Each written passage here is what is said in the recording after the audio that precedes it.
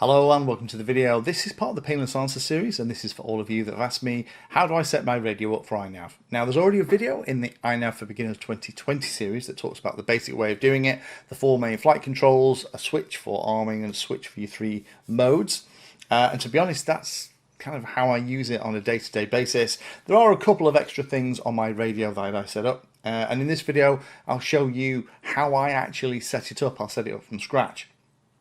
A couple of things before we get too far in here. First of all, as I mentioned in all my other videos for INAV, once you have an INAV setup that you've got, you don't need to do any mixing or anything for it. That same setup we'll use whether it's a quadcopter, a boat, potentially a car, or a fixed wing model. You don't have to change anything on the radio.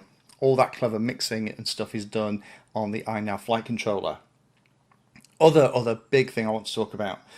Be very careful when you're copying other people's setups or downloading them from websites, only because you will find that as a pilot you will gain a muscle memory for particular switches in particular, and those will be the ones that you will go to when something is going wrong and there's a little bit of a panic.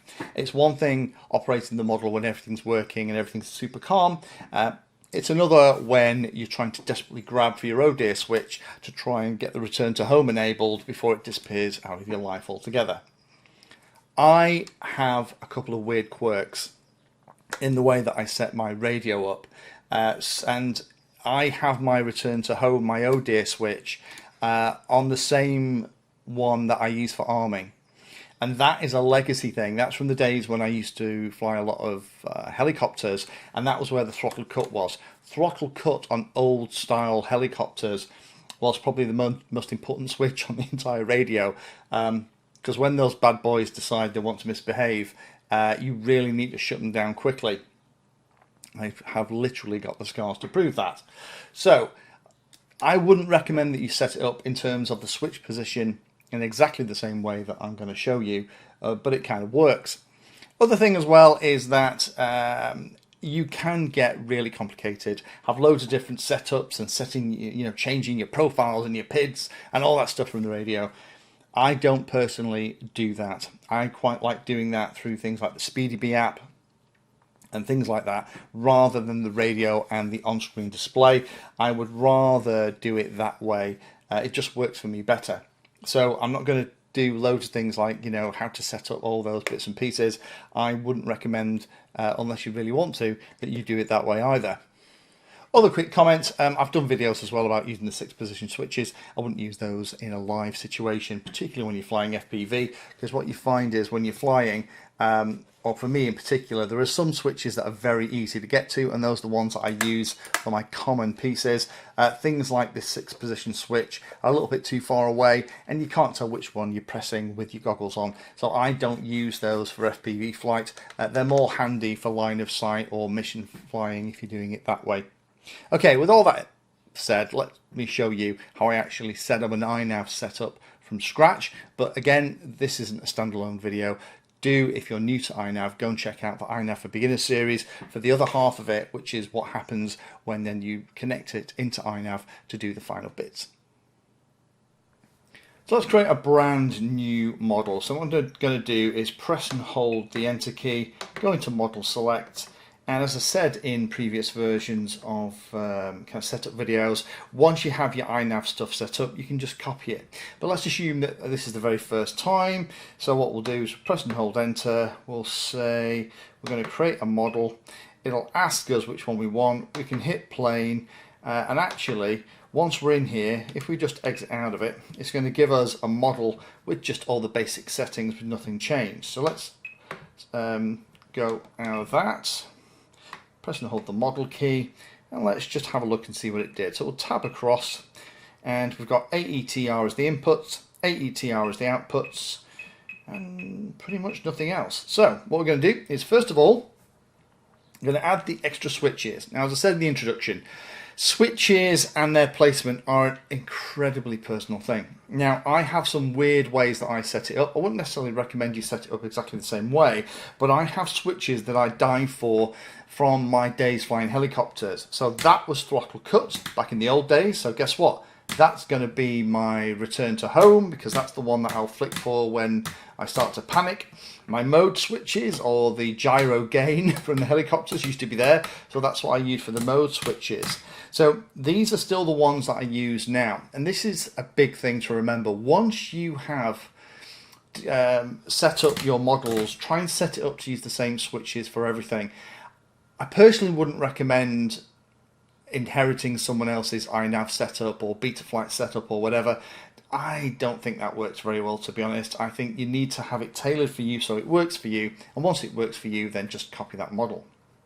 So with all that said, let's go into the mixes screen. I'm going to tab down to channel 5, press and hold enter. I'm going to call it ARM. I'm going to hit enter long press to change.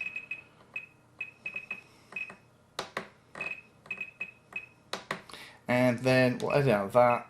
Then what we'll do is we'll flick the switch that's going to be. I would also then add a mode switch.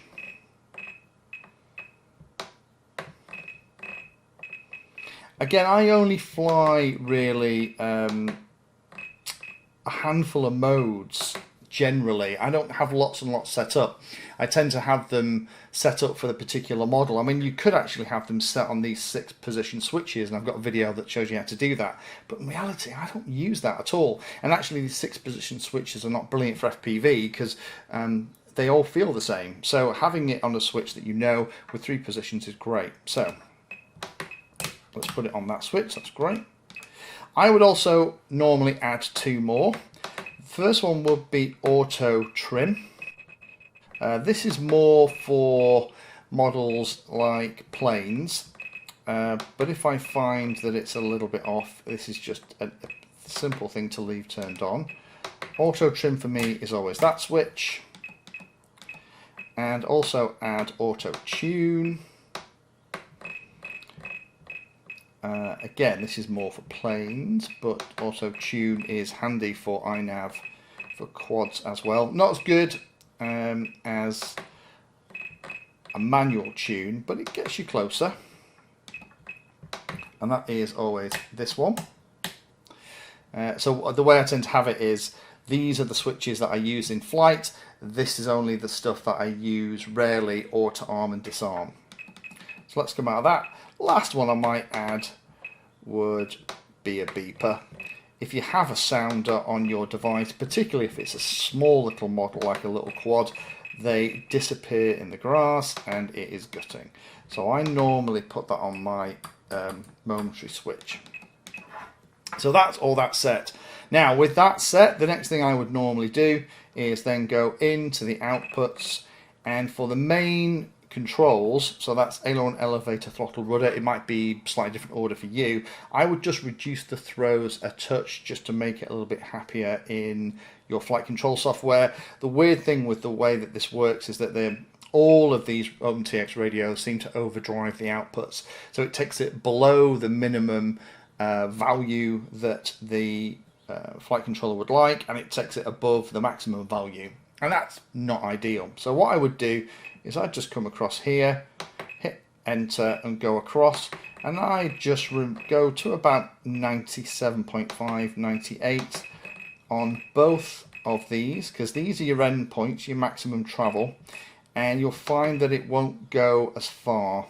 And I would just do that for all the main controls, elevator, aileron, throttle and rudder,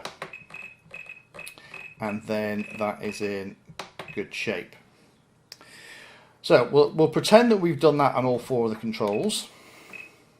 Next thing I would normally do would be, if we go back to the mixes, there's one extra weird thing that I do, and again, this isn't what I would recommend, but since you've asked how I set it up, in the mode channel, if I press and hold that, say edit, the way it works is I flick my switch. If we look at the outputs, it goes from -100 to middle channel, which is why we can't see it, to +100.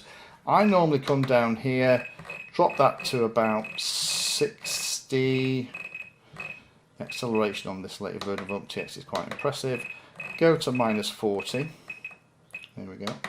So now it goes from -100 to -40 to 20. Now this means that on the same channel 6 I can actually have an override for my adhere switch that will initiate GPS return to home.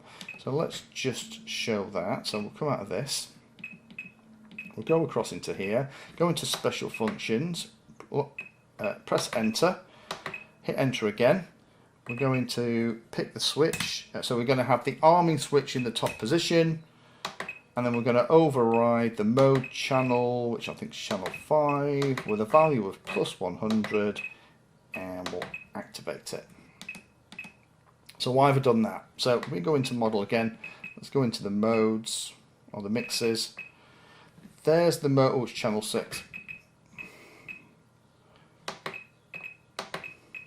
That'll help. So what we're doing here is in the modes, what you can see is that I've got 4 flight modes now essentially on channel 6. I've got the bottom one, which I'd normally use for horizon, so that in the default setting there is an auto level. Very handy for daft things like auto launch. So when it comes out of auto launch for fixed wing, it's going to auto level. By not having that set, I've had a crash. So that's the way I do it. Middle position is normally something like manual mode on a fixed wing. I don't tend to fly my INAV fixed wings with the INAV help unless it's particularly windy, in which case I go back to horizon. But manual gives such a smooth flying experience. And the top position I'd normally set for GPS loiter. That's kind of my adhere switch, or if maybe something weird happens like the battery on the goggles start to misbehave, I can very quickly just put it into loiter, or maybe I'm handing the radio over for someone else to have a go. That's kind of my park it in the air. So that gives me the 3 positions. If we're flying and we're flying in armed, what happens is when I go for my, oh no, something horrible happened, as soon as I flick that switch, it goes to the maximum value, and that is set for GPS return to home. It overrides all my other channels. Yep, you can see them changing there. It doesn't matter because I've got return to home. Now, there is a big downside with this, and let me explain why I do it this way. I've tried having return to home on other switches, and it doesn't work because my brain is inbuilt after 20 odd years of flying helicopters. That is my throttle cut. So that is the one that my lizard brain reaches for when the adrenaline gets dumped into the system when something horrible happens. That means, however, that in the back position it's unarmed, in the middle position it is armed and ready to fly, in the top position it's armed and initiate return to home. Now the danger is, of course, is that when you go to fly you flick 2 up, which isn't a complete disaster. It just means, you know, you can kind of flick it down 1 and you're back into selecting your normal flight modes. But the danger is, of course, is that once you're in this, if you push it too far down, then you could disarm. And that is one of the weird things that I do on my radio. Again, I wouldn't recommend you do it like that, but you could have the adhere switch set up in the same way, but just have it separate from the arming switch. That would be a slightly more sensible way to do it. So that's how I set it up. The only last thing I would do, if we come out of this, and press and hold the telemetry, let's set up a new screen. Again, I have an entire video on this. Again, links all below. If we go and page across, we'll create another main view. We'll just have it as a full screen. We will get rid of the top bars and the sliders, set up the widgets with the whole screen selected, press and hold enter, flick across until we get, ooh, there we go, too far. Telemetry ready. We go to all of the Lua scripts are initializing. There we go, that's better. So now when I come out of it, I have my standard model stuff, and I could add the usual timers and images and things on here. And then if I press page, that's going to start my Yapu script, or my INAV script even, which is in here. And I really like the Yapu script. I am a massive fan of having the scripts on the radio. It just, right, let's try that. Let's see if that's going to work any better. There we go. So we've got the 2 screens now. We've got this one, which is the standard one, which you can add your timers and your other bits and bobs to. And if we page across, then what we have is we have the INAV telemetry script. again, videos on how to set that up. I love this just because when you have your model sat there soaking, waiting to get a GPS lock, it's showing you all the information on here. You got your battery voltage. It'll remind you to make sure that you're all happy. It just means that you don't have to keep looking in your on-screen display to see what your 3D lock is like and the H-stop and everything else. And also for those of us, those models that you don't have the FPV gear on, this is just a cute way to track everything. So there's only one thing left to do really, and that of course is to set the failsafe. Now the failsafe for something like a flight controller, I would normally set it for no pulses. If you're connecting the receiver to your flight controller via a digital connection, i.e. S-Bus, CRSF, F-port, something like that, then as soon as the link between the radio and the receiver is lost, it will tell the flight controller that something's gone wrong, but I tend to use no pulses for anything with the flight controller. So the way to do that, go into the model menu, go down to the very bottom. If we assume that we're using internal RF, multi, I would normally set it for something like Free Sky D16. I would normally set the failsafe mode to be no pulses. On something like a fixed wing, I'd set it to custom and then set it for throttle 0 with all the control surfaces at neutral position. But for something like a flight controller, I would set it to no pulses, and that will mean that then the receiver will definitely see and the flight controller will definitely see that something horrible has happened.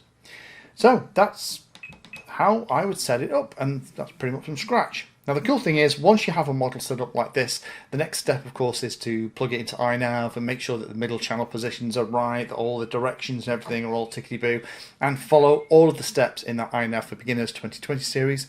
Once you've got that model set up though, then this is the model that we can use for everything from here on in, because now this model that we've just set, model 52, I'd rename it to, I don't know, INAV, whatever the plane or model is that you've got. You just duplicate this, because no matter what you're flying in INAV, whether it's a multi-rotor plane or whatever it is, as I've already said, the controls and the setup on the radio is the same, and if you keep them the same at every single model, then the adhere switch and the mode switch are always going to be in exactly the same place, and that's really handy for muscle memory, and when in those times of panic you grab for the adhere switch, you're going to hit the right one. So thanks to everyone again that asked the question. If you have other questions about stuff or you want me to explain things, then do pop a comment down below and I'll do my best to answer you as part of this series. Thank you for spending your time today watching that video. You can find me in all the usual places on social media, and if you're trying to learn about a subject, then check out the playlist. All of my videos are organised into easy to follow playlists that if you're trying to learn a topic will take you from the basics right the way through to some pretty advanced stuff.